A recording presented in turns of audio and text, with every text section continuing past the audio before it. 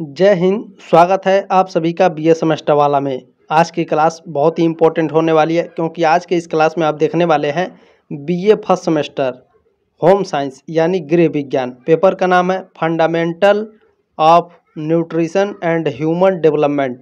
ठीक है, यदि आपका लिखित एग्जाम होने वाला है 2024 में, ठीक है, 2024, 2025, 2026, 2027 में यदि आपका लिखित एग्जाम होने वाला है तो यह क्लास आपके लिए बहुत ही महत्वपूर्ण है क्योंकि आप इस क्लास में क्वेश्चन पेपर देख रहे हैं और ये क्वेश्चन पेपर 2023-24 शास्त्र का है, यानी ये फरवरी में इसका एग्ज़ाम हुआ है। ठीक है, फरवरी 2024 में इसका एग्ज़ाम हुआ है होम साइंस का, ठीक है, गृह विज्ञान का। और ये जो क्वेश्चन पेपर है मेजर माइनर दोनों बच्चों के लिए है। ठीक है, आप लोग देख सकते हैं। अच्छा, जो आपका मैं यहाँ पर आपको कुछ बता देता हूँ। जो आपका राजा महेंद्र प्रताप सिंह स्टेट यूनिवर्सिटी है वो उन्होंने घोषणा कर दी है कि आपका जो अति लघु उत्तरी प्रश्न है वो 100 शब्दों में आपका एग्ज़ाम लिया जाएगा और जो लघु उत्तरी प्रश्न है 250 शब्दों में आपका एग्ज़ाम लिया जाएगा और जो दीर्घ उत्तरी प्रश्न है 500 शब्दों में आपको लिखना होगा। ठीक है, ध्यान देंगे। अच्छा, जब भी आप एग्ज़ाम हॉल में बैठेंगे तो यहाँ पर अपना टाइम ज़रूर देख लेंगे। जो राजा महेंद्र प्रताप सिंह स्टेट यूनिवर्सिटी उन्होंने कहा है कि हम 2 घंटे का समय देंगे आपको लिखने के लिए। ठीक है, ध्यान रखेंगे। बाकी जो दीनदयाल उपाध्याय गोरखपुर विश्वविद्यालय, सिद्धार्थ यूनिवर्सिटी है, डॉक्टर राम मनोहर लोहिया अवध विश्वविद्यालय है, ठीक है, डॉक्टर भीमराव अम्बेडकर यूनिवर्सिटी है, जितने भी यूनिवर्सिटियाँ हैं उत्तर प्रदेश में सभी के लिए है। ठीक है, भारत में किसी भी यूनिवर्सिटी से हो आप इस क्लास को अटेंड कर सकते हैं, बशर्ते आपका जो सिलेबस है वो सेम होना चाहिए। ठीक है। अच्छा, ये टाइम मैं क्यों कर रहा हूँ पढ़ने के लिए, क्योंकि अलग अलग यूनिवर्सिटी में आपका जो क्वेश्चन पेपर है उसका सेटअप अलग होता है, लेकिन जो सिलेबस है ये आपका सेम होता है और क्वेश्चन भी आपके लगभग सेम ही आते हैं सभी कॉलेज के। ठीक है, लेकिन जो आपका यहाँ पर मैक्सिमम मार्क्स है ये 75 रहता है सभी कॉलेज में। ठीक है, चलिए स्टार्ट करते हैं क्लास। आपके जो प्रश्न हैं वो 3 खंडों में पूछे जाएंगे, खंड अ, खंड ब और खंड स। खंड अ में आपके अति लघु उत्तरी प्रश्न होंगे और खंड ब में आपके लघु उत्तरी प्रश्न होंगे और खंड स में आपके दीर्घ उत्तरी प्रश्न होंगे। ठीक है, ध्यान रखेंगे। और सभी खंडों के उत्तर निर्देशानुसार दीजिए, यानी जैसे प्रश्न आपके कहेगा उसी तरह से उत्तर देना होगा। ठीक है, देखिए सभी प्रश्न अनिवार्य हैं, प्रत्येक का उत्तर 50 शब्दों में दीजिए। ठीक है, अलग अलग यूनिवर्सिटी में अलग अलग तरीके से क्वेश्चन पेपर का सेटअप होता है। जो राजा महेंद्र प्रताप सिंह स्टेट यूनिवर्सिटी है वो 100 शब्दों में आपका लेगा भैया। ठीक है, एग्जाम जो है आपका अति लघु उत्तरी प्रश्न का, ये बात ध्यान रखेंगे। तो मैं जितने भी उत्तर आपको बताने वाला हूँ, जो यहाँ पर प्रश्न पूछा गया है व्हाट इज़ फूड, भोजन क्या है, इसका मैं 100 शब्द में उत्तर बताऊँगा। और जो जितने भी बच्चे हैं, ठीक है, जिनका 50 शब्दों में है तो वो आधा लिखेंगे भैया और जिनका 100 शब्दों में है वो पूरा लिखेंगे। ठीक है, चले भोजन क्या है, बहुत ही इंपॉर्टेंट पॉइंट है ये, वेरी मोस्ट इंपॉर्टेंट है। ठीक है, इसे एकदम 100% तैयार करना है। देखिए 10 क्वेश्चन पूछा गया है, 2-2 नंबर का है, कहीं कहीं आपको 3-3 नंबर देखने को मिलेगा। ठीक है, ध्यान रखेंगे। तो यहाँ पर आपको 20 नंबर मिलने वाले हैं 10 क्वेश्चन लिखने के लिए, ध्यान रखेंगे। दूसरा प्रश्न है संतुलित आहार। ठीक है, बैलेंस्ड डाइट क्या होता है, वेरी मोस्ट इंपॉर्टेंट प्रश्न है। ये प्रश्न हर साल पूछा जाता है, हर कॉलेज में पूछा जाता है। इसके पहले मैंने जो क्वेश्चन पेपर सॉल्व करा है डिस्क्रिप्शन बॉक्स में, ठीक है, प्लेलिस्ट का लिंक है, जा करके आप लोग प्लेलिस्ट पे क्लिक करिएगा। मैंने जितने भी क्वेश्चन सॉल्व कराए हैं सभी को देख लीजिएगा। ठीक है, ये क्वेश्चन संतुलित आहार ये कॉमन है, ये सभी में पूछा जा रहा है। ठीक है, लघु उत्तरी में भी पूछा जाएगा या आपका दीर्घ उत्तरी में भी ये पूछा जाता है। ठीक है, बैलेंस्ड डाइट, तो ध्यान रखेंगे, बहुत ही इंपॉर्टेंट क्वेश्चन पेपर है और लास्ट तक जरूर देखेंगे। ठीक है, और ये आपकी जिम्मेदारी है कि आप इस क्वेश्चन पेपर को इस तरह से शेयर बटन बना होगा, इस पर क्लिक करके आगे जरूर शेयर सेंड कर देंगे अपने दोस्तों को व्हाट्सएप पर क्वेश्चन पेपर। ठीक है, ताकि वो भी अपना एग्जाम से पहले एकदम शानदार तरीके से तैयारी कर ले। मैं इन सभी का क्वेश्चन का आंसर बताऊंगा। जो कार्बोहाइड्रेट है, कार्बोहाइड्रेट क्या होता है, तो ये हमारे शरीर में एनर्जी का काम करता है कार्बोहाइड्रेट। ठीक है, विटामिन क्या होते हैं, खनिज तत्व क्या होते हैं, ठीक है, मिनरल एलिमेंट क्या होते हैं, अंकुरीकरण क्या होता है भैया, इन सभी प्रश्नों का उत्तर मैं बताऊंगा। और इन सभी प्रश्नों का उत्तर यदि आप पाना चाहते हैं तो टेलीग्राम ग्रुप में डिस्क्रिप्शन बॉक्स में टेलीग्राम ग्रुप दिया गया है। ठीक है, ज्वाइन कर लीजिएगा।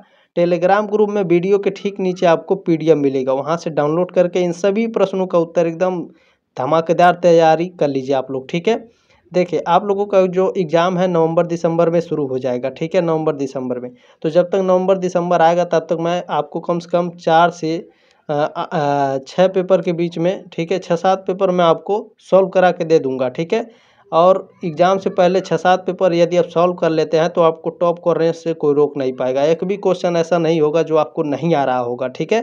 तो बने रहिएगा दोस्तों, प्लीज़ सब्सक्राइब कर लीजिएगा ताकि आप second semester, third semester, fourth semester, fifth semester और सिक्स सेमेस्टर में भी आप हमारे साथ एकदम धमाकेदार तैयारी कर सकें, ठीक है। चलिए, थर्ड सेमेस्टर और आपका फिफ्थ सेमेस्टर का मैं तैयारी तो करा ही रहा हूँ, आप लोग देख रहे होंगे क्लासेस को। चले, इसमें अगला प्रश्न है शैशवावस्था क्या है, किशोरावस्था क्या है, वृद्धावस्था क्या है। ये तीनों प्रश्न वेरी वेरी मोस्ट इंपॉर्टेंट है। बाल्यावस्था क्या है ये भी पूछा जाता है, बाल्यावस्था क्या है, ठीक है। युवावस्था क्या है ये भी पूछा जाता है। जैसे यहाँ वृद्धावस्था, किशोरावस्था, शैशवावस्था पूछा है, उसी तरह से आपका बाल्यावस्था भी पूछा जाता है, ठीक है। युवावस्था भी पूछा जाता है। तो ध्यान रखेंगे, ये आपका क्वेश्चन आना ही आना है, एकदम 100% गारंटी है। इन सभी का उत्तर मैं अभी बताऊंगा आपको। 10वां प्रश्न आपका गर्भावस्था क्या, प्रेगनेंसी क्या होता है, ठीक है। इसका भी उत्तर मैं अभी आपको बता दूंगा। चले, सबसे पहले मैं इन सभी का उत्तर बता दूं, उसके पहले मैं आपको कुछ बता देता हूं। सेक्शन बी खंड ब में आपके देखिए किस तरह से प्रश्न दिया गया है। देखिए, निम्नलिखित में से किन्हीं 5 प्रश्नों के उत्तर दीजिए। प्रत्येक प्रश्न का उत्तर लगभग 200 शब्दों में हो। प्रत्येक प्रश्न के अंक समान है, ठीक है। यानी यहाँ पर आपके कम से कम 7-8 क्वेश्चन पूछे गए होंगे, इसमें से केवल 5 ही प्रश्न करना है या फिर 9 प्रश्न पूछे गए होंगे, ठीक है। केवल 5 ही प्रश्न करना है। तो चले, पहले मैं आपको खंड अ का उत्तर बता देता हूँ, ठीक है। यहाँ अति लघु उत्तरीय प्रश्न का मैं आपको उत्तर बता देता हूँ। आप लोग PDF डाउनलोड करके जरूर पढ़ लेंगे, ठीक है। चले स्टार्ट करते हैं, मैं इन सभी प्रश्नों को बताना स्टार्ट करता हूँ, ठीक है। चले स्टार्ट करते हैं। आपका इसमें पहला प्रश्न पूछा गया है, भोजन क्या है, ठीक है। ध्यान से देखेंगे, इसी तरह से आपको प्रश्न का उत्तर लिखना है। चाहे तो आपके पास बुक होगा, PDF होगा या फिर आपके पास गाइड होगा, तो आप अपना आराम से पढ़ सकते हैं। चाहे तो आप इसे भी लिख सकते हैं, ठीक है, कोई दिक्कत नहीं है। ध्यान से देखें, वे सभी तरल या ठोस पदार्थ जिन्हें मनुष्य खाकर अपनी पाचन क्रिया द्वारा अवशोषित करके विभिन्न शारीरिक कार्यों के लिए प्रयोग करता है, भोजन कहलाता है।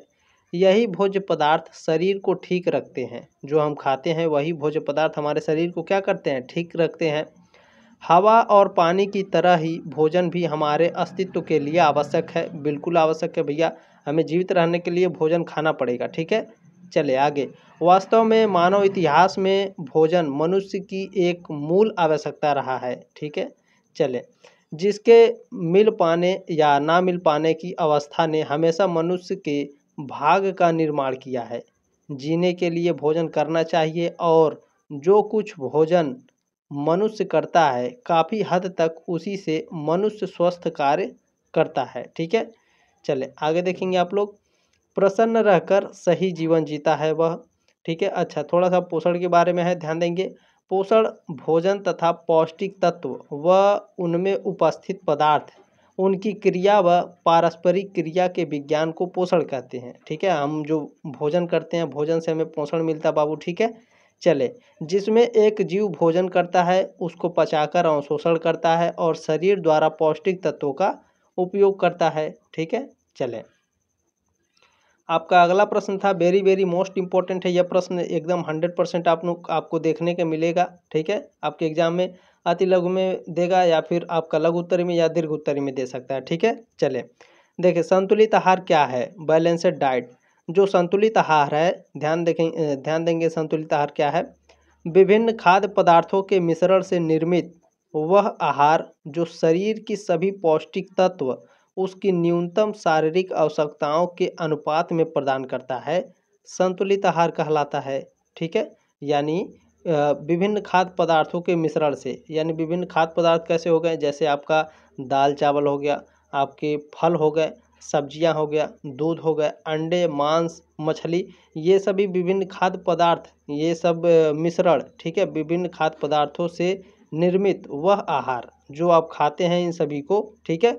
अच्छा, उनसे जो थोड़ी थोड़ी मात्रा में आपको एनर्जी मिलती है, जो आपको पौष्टिक मिलता है, उसे ही संतुलित आहार कहते हैं, ठीक है। चले, ये रहा आसान भाषा में, मैंने दोनों तरह से आपको समझा दिया है।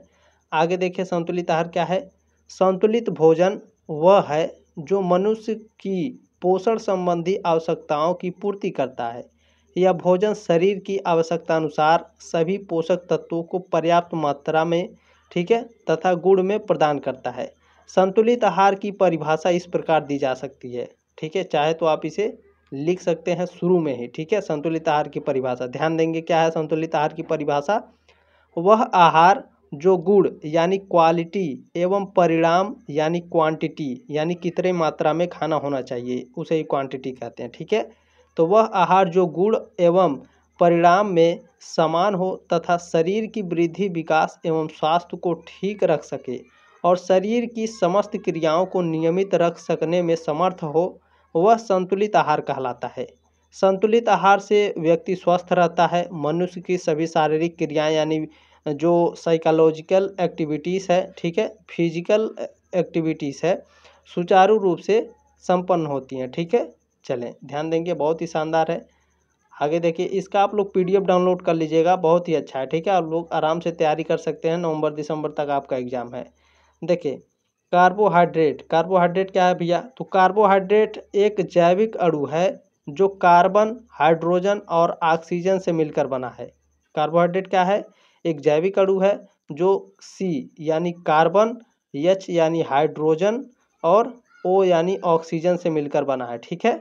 यह शरीर के लिए ऊर्जा का प्रमुख स्रोत होता है।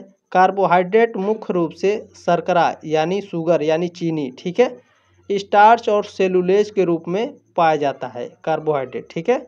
चलें ध्यान देंगे, कार्बोहाइड्रेट को मुख्य रूप से 3 श्रेणियों में विभाजित किया जाता है, जैसे मोनोसैकेराइड, मोनोसैकेराइड को ग्लूकोज कहते हैं, ठीक है, ओलिगोसैकेराइड यानी सुक्रोज चीनी, ठीक है, और पॉलीसैकेराइड जिसे स्टार्च या सेलुलोज कहते हैं, ठीक है। अच्छा, जो कार्बोहाइड्रेट है इसका सूत्र क्या है? CnH2ON, ठीक है। अच्छा, कार्बोहाइड्रेट हमारे शरीर के लिए आवश्यक पोषक तत्व हैं जो ऊर्जा प्रदान करते हैं और कोशिकाओं के निर्माण में मदद करते हैं, ठीक है। अब कार्बोहाइड्रेट आपके 2 प्रकार के होते हैं, एक होता है सरल कार्बोहाइड्रेट और एक होता है जटिल कार्बोहाइड्रेट।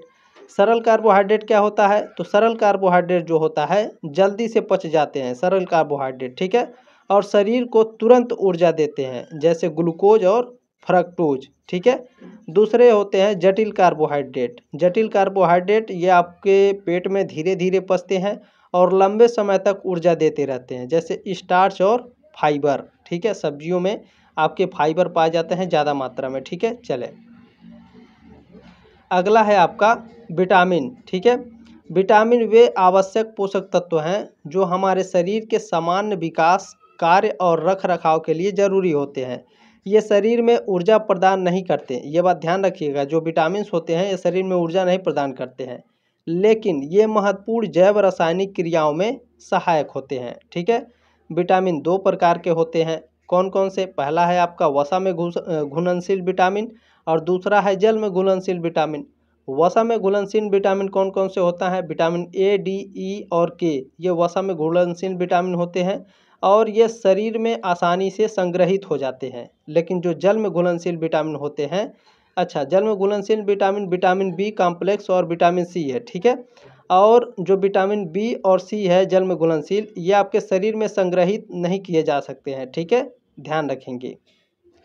अच्छा, आगे आप लोग इसमें लिखेंगे विटामिन की कमी से कई प्रकार के रोग हो सकते हैं, जैसे कि विटामिन A की कमी से होता है रतौंधी, सूखी त्वचा, ठीक है। विटामिन C की कमी से स्कर्वी होता है और आपका इम्यूनिटी सिस्टम कमज़ोर हो जाता है, यानी आपको चोट लग जाएगा तो आपको जो चोट जहाँ पर लगा रहेगा वो घाव भरने में समय लगेगा, ठीक है, ध्यान रखेंगे।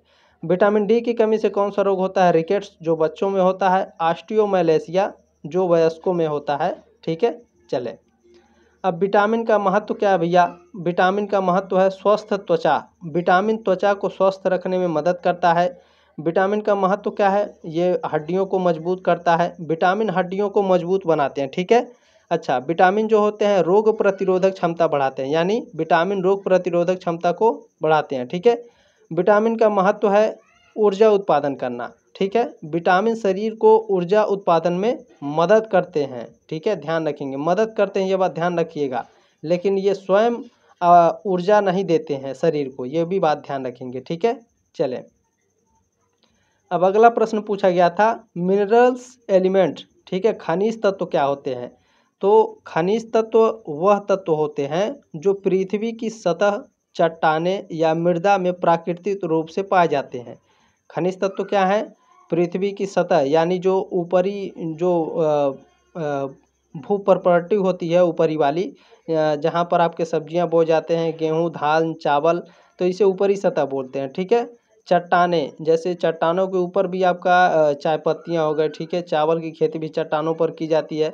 मृदा यानी मिट्टी। ठीक है। इन सभी में प्राकृतिक रूप से पाए जाते हैं खनिज तत्व। ठीक है। पालक बोया जाता है, पालक में सबसे ज़्यादा आयरन होता है। ठीक है। तो ये कहाँ होता है? मिट्टी की ऊपरी परत में होता है। अच्छा, ध्यान देंगे, अब फिर से इसे पढ़ते हैं। मैंने थोड़ा सा समझा दिया, ध्यान देंगे। खनिज तत्व वे होते हैं जो पृथ्वी की सतह, चट्टानें या मृदा यानी मिट्टी में प्राकृतिक रूप से पाए जाते हैं और शरीर के सामान्य शारीरिक कार्यों के लिए आवश्यक होते हैं। खनिज तत्वों का सेवन भोजन और पानी के माध्यम से किया जाता है। ये तत्व शरीर की वृद्धि, विकास और स्वास्थ्य के लिए अनिवार्य होते हैं। खनिज तत्व वे प्राकृतिक तत्व होते हैं जो जीवित प्राणियों के शारीरिक कार्यों के लिए जरूरी होते हैं, जैसे कि कैल्शियम, आयरन, सोडियम, पोटेशियम आदि। ठीक है। चले, अब खनिज तत्वों का महत्व क्या होता है देखें। खनिज तत्व जो होता है हड्डियों और दांतों का निर्माण करता है। ठीक है। कैल्शियम और फास्फोरस हड्डियों और दांतों को मजबूत बनाने में मदद करते हैं। खनिज तत्व का रक्त निर्माण में कैसा महत्व होता है? तो आयरन रक्त के निर्माण में महत्वपूर्ण भूमिका निभाते हैं। ठीक है। चलें, तंत्रिका तंत्र। खनिज तत्व का तंत्रिका तंत्र में क्या महत्व होता है? सोडियम और पोटेशियम तंत्रिका तंत्र को सही ढंग से काम करने में मदद करते हैं। ठीक है। चले, खनिज तत्व का महत्व क्या होता है? ऊर्जा उत्पादन। तो मैग्नीशियम ऊर्जा उत्पादन में महत्वपूर्ण भूमिका निभाता है। चलें, अच्छा, खनिज तत्व की कमी से कौन कौन से रोग हो सकते हैं? एनीमिया हो सकता है आयरन की कमी से, ऑस्टियोपोरोसिस हो सकता है कैल्शियम की कमी से। ठीक है। और घेंघा रोग हो सकता है आपको आयोडीन की कमी से। ये सभी खनिज तत्व हैं, आयरन, कैल्शियम, सोडियम। ठीक है। चलें, छठा प्रश्न आपका पूछा गया था अंकुरीकरण। ठीक है। अच्छा, जर्मिनेशन इसे बोलते हैं इंग्लिश में। अंकुरीकरण क्या होता है भैया? तो अंकुरीकरण वह प्रक्रिया है जिसमें बीज यानी जो बिया होता है किसी भी चीज़ का, ठीक है, एक नया पौधा विकसित होता है। ठीक है। अंकुरीकरण क्या है? अंकुरीकरण वह प्रक्रिया है जिसमें बीज से यानी बीए से एक नया पौधा विकसित होता है। बीए से एक नया विकसित पौधा होता है, उसे अंकुरीकरण बोलते हैं। ठीक है। आगे देखें, इसे बीज से अंकुरित होने की प्रक्रिया भी कहा जाता है। जब बीज को यानी बीए को सही मात्रा में पानी, तापमान और ऑक्सीजन प्राप्त होती है तो वह निष्क्रिय अवस्था से सक्रिय अवस्था में आकर अंकुरित होने लगता है। इस प्रक्रिया में बीज से जड़ और तना विकसित होते हैं और नया पौधा उगते हैं।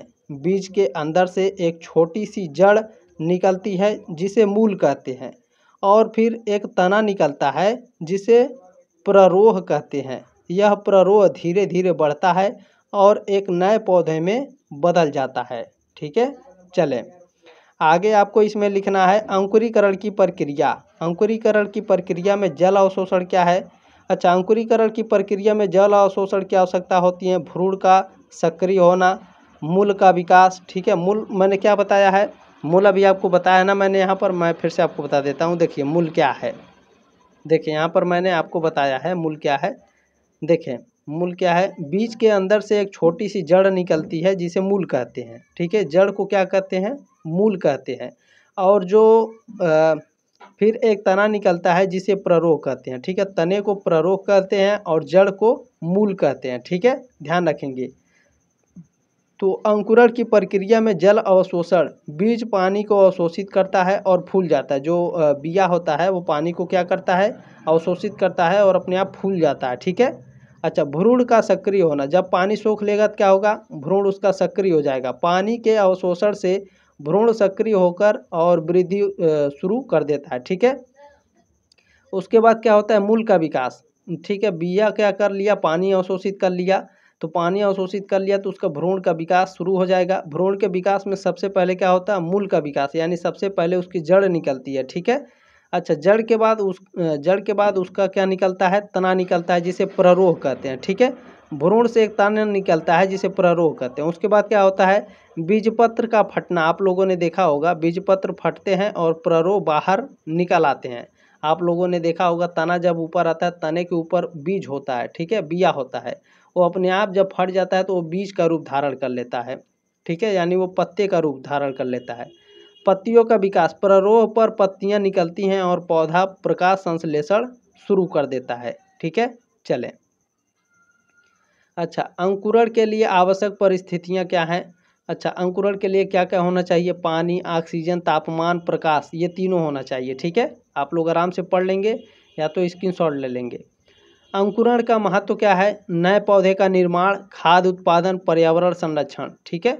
चलें, या तो आप लोग पीडीएफ जरूर डाउनलोड कर लेंगे। शैशवावस्था बहुत ही इंपॉर्टेंट है, ये आपके एग्जाम के पॉइंट ऑफ व्यू से, ठीक है। शैशवावस्था क्या है? तो देखिए, शैशवावस्था जन्म से 15 दिन तक, शैशवावस्था विकास क्रम की सबसे महत्वपूर्ण अवस्था है। यह अवस्था शिशु जन्म के बाद आरंभ होता है, यानी बच्चे के जन्म के बाद आरंभ हो जाता है शैशवावस्था। इस अवस्था के समय के निर्धारण के संबंध में विद्वानों में मतभेद है। कुछ विद्वान इसे जन्म से 2 सप्ताह तक मानते हैं, जबकि कुछ विद्वान जो हैं इसे जन्म से 3 और 15 वर्ष तक मानते हैं शैशवावस्था को, ठीक है। देखें, यहाँ पर कुछ आपके परिभाषा लिखा गया है। हर्लॉक के अनुसार शैशवावस्था क्या है?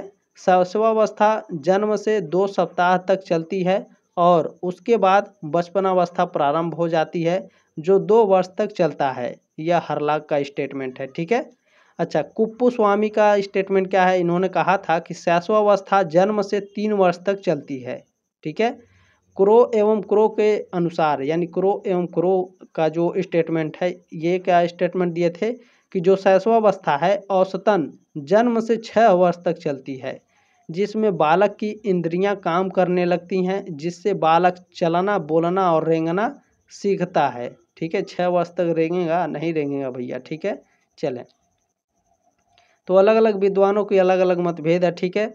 चले, किशोरावस्था क्या है? बहुत ही इंपॉर्टेंट टॉपिक है भैया। किशोरावस्था, युवावस्था, वृद्धावस्था, प्रौढ़ावस्था, ये सभी आपके एग्जाम में पूछे जाएंगे, सभी को तैयार कर लीजिएगा, ठीक है।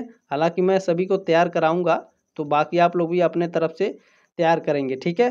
देखें, जब मैं मॉडल पेपर दे दूंगा, एग्जाम से पहले पढ़ कर जाइएगा, आपका एग्जाम काफ़ी शानदार तरीके से निकल जाएगा, ठीक है। और ऐसे मैं 6-7 पेपर जो सॉल्व करा दूंगा, अगर आप देख लेंगे 6-7 पेपर तो एकदम टॉप करेंगे आप लोग, ठीक है। एक भी क्वेश्चन आपका बाहर नहीं जाएगा, अगर 6-7 क्वेश्चन पेपर मैंने सॉल्व करा दिया तो, ठीक है। चले, अब किशोरावस्था क्या है भैया? किशोरावस्था जो शब्द है अंग्रेजी भाषा के एडोलेसेंस शब्द का हिंदी रूपांतरण है। एडोलेसेंस शब्द की उत्पत्ति लैटिन भाषा के क्रिया शब्द एडोलस्कर शब्द से हुई है, जिसका अर्थ क्या है? परिपक्वता की ओर बढ़ना, ठीक है। किशोरावस्था जीवन का वह चरण है जब बच्चा शारीरिक, मानसिक और भावनात्मक रूप से परिपक्व हो रहा होता है। यह अवस्था बचपन और वयस्कता के बीच की अवधि होती है, जो आमतौर पर 13 से 19 वर्ष की उम्र के बीच होती है। इस दौरान व्यक्ति में शारीरिक परिवर्तन होते हैं, जैसे शरीर का विकास, हार्मोनल बदलाव और यौनिक परिपक्वता होता है, ठीक है। देखें, साथ ही मानसिक और भावनात्मक विकास भी तेजी से होता है, ठीक है, जिससे व्यक्ति में आत्मचेतना, पहचान की खोज और स्वतंत्रता की भावना बढ़ती है, ठीक है। सॉरी। देखें, किशोरावस्था एक संवेदनशील और महत्वपूर्ण समय होता है, जिसमें सही मार्गदर्शन और समर्थन की आवश्यकता होती है, ताकि किशोर स्वस्थ और संतुलित वयस्क बन सके, ठीक है। अच्छा, जर्सील्ड ने क्या कहा था किशोरावस्था को लेकर? इन्होंने क्या स्टेटमेंट दिया था? तो जर्सील्ड ने कहा था कि किशोरावस्था वह काल है जिसमें प्राणी बाल्यावस्था से प्रौढ़ता की ओर विकसित होता है। अच्छा, ये एक बात ध्यान रखिएगा आप लोग, जब भी आप प्रश्न का उत्तर लिखिएगा, अगर आप लोगों ने स्टेटमेंट लिख दिया, अगर एग्जामिनर का नज़र पड़ गया तो जान लीजिए बहुत अच्छा नंबर मिलेगा, ठीक है। तो स्टेटमेंट जरूर याद करके जाइएगा, बहुत ही इंपॉर्टेंट होता है स्टेटमेंट, ठीक है। अति लघु उत्तरीय प्रश्न, देखिए जो एग्जामिनर होता है वो आपका अति लघु उत्तरीय प्रश्न ही चेक करता है, ये बात ध्यान रखिएगा। अगर वो अति लघु उत्तरीय प्रश्न देख लिया कि आपने सही से लिखा है, तो समझ जाइए कि आपका जो एग्ज़ाम है, जो आपने लिखा है दीर्घ उत्तरीय प्रश्न और लघु उत्तरीय प्रश्न, उसको भी ज़्यादा ध्यान नहीं देगा, वो समझ जाएगा कि बच्चा कितने पानी में है और कैसे लिख सकता है, ठीक है। चले, अब इसमें 9वां प्रश्न पूछा गया था, वृद्धावस्था ओल्ड एज क्या है? तो वृद्धावस्था जीवन का वह चरण है जब व्यक्ति की आयु बढ़ जाती है, ठीक है, और शरीर तथा मानसिक क्षमताओं में धीरे धीरे कमी आना शुरू हो जाती है। यह अवस्था आमतौर पर 60 या 65 वर्ष की आयु के बाद मानी जाती है, लेकिन यह व्यक्तिगत स्वास्थ्य, जीवन शैली और अन्य कारकों पर निर्भर कर सकती है, ठीक है। चलिए ध्यान देंगे, वृद्धावस्था वह जीवन चरण है जिसमें व्यक्ति की शारीरिक, मानसिक और सामाजिक कार्य क्षमताओं में उम्र के साथ स्वाभाविक रूप से कमी आ जाती है। इसमें स्वास्थ्य से संबंधित समस्याएं बढ़ने की संभावना रहती है, ठीक है। जब आपका एज बढ़ेगा, ठीक है, तो आपके स्वास्थ्य से संबंधित संभावनाएं बढ़ना तो ये लाजमी है, ठीक है। व्यक्ति की दैनिक क्रियाओं में सहायता की आवश्यकता हो सकती है, ठीक है। यानी आप कोई काम कर रहे हैं, जब आपका एज ज़्यादा हो जाएगा तो उस काम को आप कर नहीं पाएंगे, तो उसके लिए सहायता की आवश्यकता होगी, ठीक है। चलें, वृद्धावस्था में सामाजिक और आर्थिक बदलाव भी होते हैं, जैसे कि नौकरी से सेवानिवृत्ति और परिवार के सदस्यों पर निर्भरता बढ़ना, ठीक है। यानी जब आपका एज बढ़ जाएगा, तो यदि आप गवर्नमेंट जॉब कर रहे हैं तो आपको गवर्नमेंट जॉब से मान लीजिए आपका 20 साल की नौकरी, 20 साल के बाद आपको रिटायर कर दिया जाएगा, ठीक है। तो 20 साल के बाद रिटायर होने के बाद भी आप अपने परिवार के सदस्यों पर निर्भर रहेंगे कि ये मुझे घुमाने लेकर जाएंगे, हाथ पकड़ करके चलाएंगे, ठीक है। तो इन सभी चीज़ों को देखना होता है, उसे वृद्धावस्था के अंतर्गत आता है, ठीक है। वृद्धावस्था के दौरान होने वाले परिवर्तन कौन कौन से परिवर्तन होते हैं? शारीरिक परिवर्तन होता है, मानसिक परिवर्तन होता है, सामाजिक परिवर्तन भी होता है, ठीक है। चलें, शारीरिक परिवर्तन में क्या होता है? बालों का सफ़ेद होना, जब आप बूढ़े होंगे भैया तो बाल सफ़ेद हो ही जाएंगे। झुर्रियाँ पड़ना, आपके हाथ पैर मुंह, ठीक है, सिकुड़ने लगती हैं, ऊपर के जो चमड़ी है, ठीक है। मांसपेशियों का कमज़ोर होना, दृष्टि और श्रवण शक्ति कम होना, देखना कम दिखाई देने लगता है और कम सुनाई भी देने लगता है, ठीक है। चले, मानसिक परिवर्तन, स्मरण शक्ति कम हो जाएगा, सोचने समझने की क्षमता कम हो जाती है जब वृद्धावस्था आता है, ठीक है। ध्यान केंद्रित करने में कठिनाई होगी, धीमी गति से सोचना आदि, ठीक है। सामाजिक परिवर्तन क्या होता है? सेवानिवृत्त, यानी आपको नौकरी से रिटायर कर दिया जाएगा, परिवार और दोस्तों के साथ समय बिताना, नई गतिविधियों में रुचि लेना आदि। चलें, इसमें 10वां प्रश्न आपका पूछा गया है, गर्भावस्था, प्रेगनेंसी क्या है भैया? गर्भाधान की क्रिया के पश्चात नए जीव के विकास की प्रक्रिया आरंभ हो जाती है, इस अवस्था को गर्भावस्था कहा जाता है। अच्छा, गर्भावस्था क्या है? प्रेगनेंसी, ध्यान देंगे, वह अवस्था है प्रेगनेंसी, ठीक है। गर्भावस्था वह अवस्था है जिसमें एक महिला के गर्भाशय में भ्रूण का विकास होता है। यह वह समय होता है जब एक निषेचित अंडाणु, यानी जो फर्टिलाइजर एग होता है, गर्भाशय की दीवार से चिपकता है और फिर वहां से भ्रूण का विकास शुरू होता है। गर्भावस्था का औसत समय लगभग 9 महीने या 40 हफ्ते होता है, जिसे 3 यानी त्रैमासिक यानी ट्राइमेस्टर में विभाजित किया जाता है। इस अवधि के दौरान महिला के शरीर में कई शारीरिक और हार्मोनल परिवर्तन होते हैं, जिससे शिशु का विकास और स्वास्थ्य सुनिश्चित होता है, ठीक है। चलें, नए जीव के विकास के कारण गर्भवती स्त्री के शरीर में अनेक परिवर्तन होते हैं, जो गर्भावस्था के लक्षण के रूप में प्रकट होने लगते हैं। ये लक्षण 2 प्रकार के होते हैं, प्रांतीतिक लक्षण और वैश्विक लक्षण। ध्यान देंगे, गर्भावस्था में आपके प्रांतीतिक लक्षण पूछेगा कि प्रांतीतिक लक्षण की विवेचना कीजिए, वैश्विक लक्षण की विवेचना कीजिए, ठीक है। तो ध्यान रखेंगे, दोनों को ध्यान से आप लोग पढ़ लेंगे, आगे भी मैं आपको पढ़ा दूंगा, ठीक है। चलें, कोई बात नहीं है। अब मैं आपको जितने भी आपके अति लघु उत्तरीय प्रश्न थे मैंने आपको बता दिए हैं। अब आपके जो दीर्घ उत्तरीय प्रश्न हैं मैं उन सभी को बताऊंगा, ठीक है। कौन कौन से प्रश्न एकदम इम्पोर्टेंट है, 100% आपके एग्जाम में आने वाले हैं, कौन कौन से क्वेश्चन आपके एग्जाम में नहीं आएंगे, इन सभी प्रश्नों के बारे में चर्चा करेंगे, ठीक है। चलें, अति लघु उत्तरीय प्रश्न बता दिया है, ठीक है। यहाँ पर खंड मैंने आपको बता दिया है, अति लघु उत्तरीय प्रश्न सारे प्रश्न जितने भी 10 प्रश्न थे, ठीक है। इसके बाद खंड बी आपका स्टार्ट हो जाएगा। खंड ब में आपके लगभग 9 प्रश्न पूछे गए होंगे इसमें, ठीक है। 5 प्रश्न करने हैं, यदि 4 प्रश्न करने होते हैं तो लगभग 8 प्रश्न देता है, ठीक है, या फिर 7 प्रश्न देगा। इसी तरह से आपके एग्जाम में पूछे जाएंगे, ठीक है। अच्छा 5 प्रश्न करना है, 7-7 नंबर का आपका इसमें है और आपको 35 नंबर मिलेगा, ठीक है, 5 क्वेश्चन लिखने के लिए।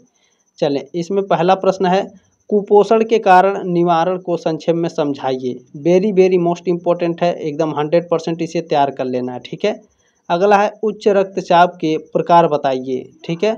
State the type of high blood pressure, ठीक है, यानी हाई ब्लड प्रेशर जो है इसके प्रकारों को बताना है, 4 प्रकार के, ठीक है। ध्यान देंगे, इसको भी तैयार कर लेंगे, लेकिन ये हमेशा नहीं पूछा जाता है, ठीक है। कम से कम 2 से 3 बार पढ़ लीजिएगा, ताकि अगर आपके एग्ज़ाम में आ जाए तो आप इसे आसानी से लिख सकते हैं, क्योंकि 2024 में ये आपका आया है, ठीक है। 2024 के एग्ज़ाम में पूछ सकता है और 2025, 2026, 2027 के एग्ज़ाम में भी पूछ सकता है, ध्यान देंगे, ठीक है। चलें आगे बढ़ते हैं। इसमें अगला प्रश्न आपका पूछा गया है, प्रोटीन की कमी से होने वाले रोगों पर टिप्पणी लिखिए। एकदम गारंटी है ये प्रश्न आता है, ठीक है। प्रोटीन की कमी से होने वाले रोगों पर टिप्पणी लिखिए, एकदम इसे 100% तैयार कर लेना, ठीक है। गृह विज्ञान से आप क्या समझते हैं, इसे एकदम 100% तैयार कर लेना, एकदम रट्टा मार लेना, ठीक है। देखिए हम लोग एक भी प्रश्न स्किप नहीं कर सकते हैं, क्योंकि ये क्वेश्चन पेपर 2024 का, फरवरी में इसका एग्जाम हुआ था, ठीक है। तो ध्यान देंगे, नवंबर 2024 में आपके ये क्वेश्चन पेपर पूछे जा सकते हैं, पूछे जा सकते नहीं, ये पूछे जाएंगे, ध्यान देंगे, ठीक है। कोशिका के विभिन्न कार्य बताइए, ठीक है। कोशिका के विभिन्न कार्य बताने हैं, ये आपका हमेशा नहीं पूछा जाता है, 2-3 बार केवल पढ़ेंगे, ठीक है। चलें, मानव विकास को परिभाषित कीजिए, डिफाइन ह्यूमन डेवलपमेंट, ये आपका 100% एकदम तैयार कर लेना है, ठीक है। चलें, अगला प्रश्न है आपका, विकास को परिभाषाओं द्वारा स्पष्ट कीजिए, इसे भी आप तैयार कर लीजिएगा, ठीक है। इंपॉर्टेंट प्रश्न आ सकता है इस बार भी आपका। किशोरावस्था से आप क्या समझती हैं, इंपॉर्टेंट प्रश्न है। देखिए, किशोरावस्था, बाल्यावस्था, युवावस्था, प्रौढ़ावस्था, वृद्धावस्था, ये सभी आपके एग्जाम में पूछे जाते हैं, एकदम 100% गारंटी के साथ, तो इसे एकदम तैयार कर लेना, ठीक है। चले आगे बढ़ते हैं, आपका सेक्शन सी स्टार्ट हो जाएगा, खंड स। खंड स में आपके किन्हीं 2 प्रश्नों के उत्तर दीजिए, प्रत्येक प्रश्न का उत्तर लगभग 500 शब्दों में हो। 500 शब्द, राजा महेंद्र प्रताप सिंह स्टेट यूनिवर्सिटी में 500 शब्दों में उत्तर देना है भैया, ठीक है। 2 प्रश्न करने हैं, आपको 10-10 नंबर मिलेगा, ध्यान देंगे, 20 नंबर का है, ठीक है। मानव विकास की विभिन्न अवस्थाएं क्या हैं, विवेचना कीजिए। वेरी वेरी मोस्ट इंपॉर्टेंट है, मानव विकास से संबंधित आपके एग्जाम में प्रश्न आएगा, इसे एकदम गारंटी के साथ तैयार कर लेना, ठीक है। चलें, इसमें प्रश्न नंबर 11 आपका पूछा गया है, मानव विकास के नियमों को स्पष्ट कीजिए। मानव विकास से देखिए संबंधित आपके एग्जाम में प्रश्न आएंगे 100%, ठीक है। बहुत ही इंपॉर्टेंट टॉपिक है मानव विकास, तो इसे एकदम 100% जितने भी प्रश्न एकदम तैयार कर लेना है, ठीक है। मानव विकास को एकदम रट डालना है। चले आगे, अगला प्रश्न है आपका, वर्तमान समय में गृह विज्ञान की प्रासंगिकता बताइए। गृह विज्ञान में कैरियर की संभावनाएं लिखिए, ठीक है। तो ये ज़्यादा नहीं आता है, 2-3 बार केवल पढ़ लीजिएगा। देखिए 2024 में पूछा है, 2025 में भी आपके पूछ सकता है, 2026 में भी, ठीक है, ध्यान रखेंगे।